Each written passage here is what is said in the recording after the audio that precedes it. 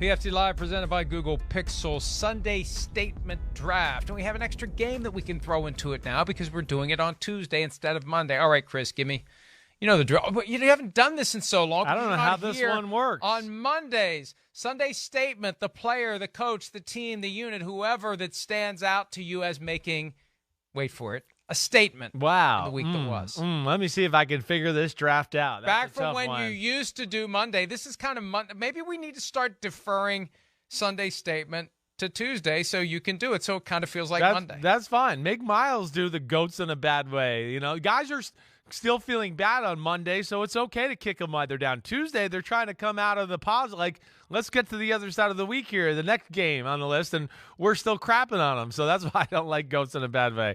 All right, well, I'm going to go to the biggest game of the day. Josh Allen statement, yes. I mean, again, we knew they were good, but go into Kansas City, win the way they did.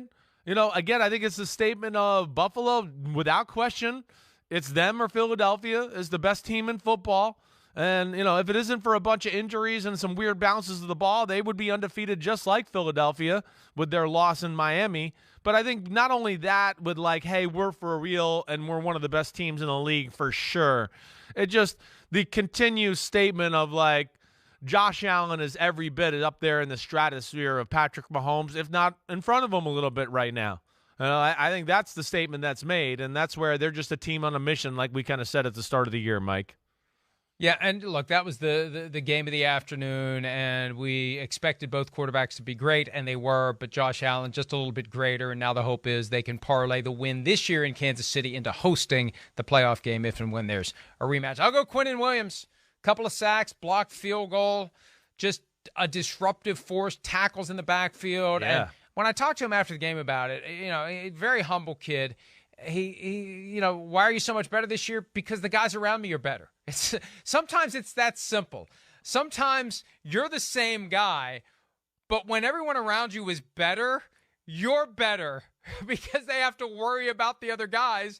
They can't just focus on you all the time. So Quinnen Williams really wreaking havoc on the Packers, and unbelievable to see a team like the Jets, who have been downtrodden for so long, go into Lambeau Field and kick the crap out of the Packers. And then, after all these years of the cheesehead being a prop for Packers fans, I'd never seen a player from the opposing team bogart a cheesehead like Sauce Gardner did. You're right, and just parade around the field with it. And I know I heard Alan Lazard knocked it off. I've yet to see the video of it. I'm surprised it wasn't anything bad. It was just he ran up behind him and flipped it off. Yeah, Lazard's a good dude, but you're right. That was a statement nonetheless. I mean, to what you said earlier in the show, I don't remember us watching a game in Green Bay a long time and going, man, there's 3 minutes left in the fourth quarter, and here comes the backup quarterback, right? That to me was like, wow, it's over. They've thrown in the white towel, and see you next week. So that was a big statement by the New York Jets. I'm going to go to the other team in New York. I'm going to go Brian Daboll. I am. I mean, how was that not a statement for the win on Sunday against Baltimore? Again, every week we continue to go, all right, this is the week the Giants lose. They can't do this again. Good for you picking them to win the game. I picked them to lose by a field goal because I thought, Lamar will just make one play or two and they won't be able to overcome it. Well, it was the opposite. They made Lamar make some bad plays down the stretch. And Daboll, it's a statement of they know who they are. He knows how to coach.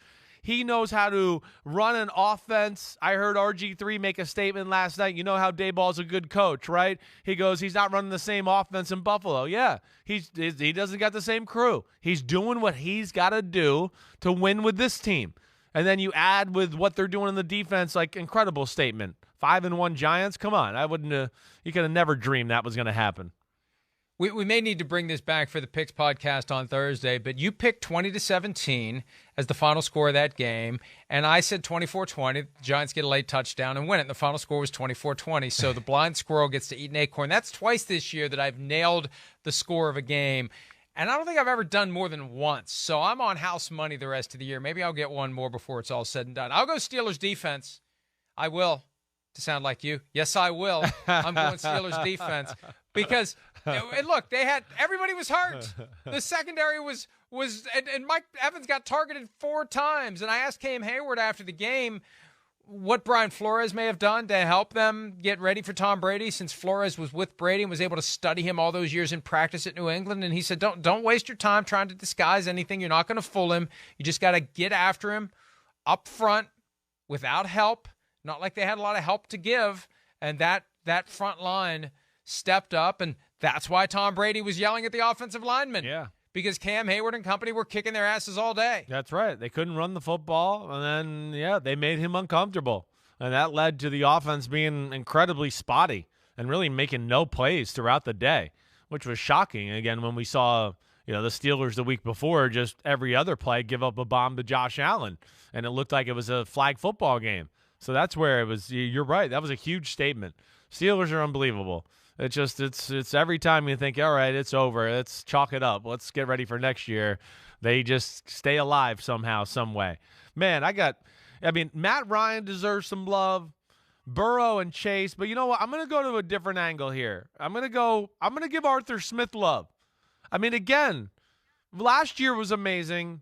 This year, the fact that they're 3-3, I'm statement in the fact that this is one of the better coaches in football. Statement in the fact that he understands, like a Daboll and what we're talking about, he understands what his team is and understands that he's got to manage the game a certain way for them to win, and that's where they're impressive. They go in with the appropriate game plan.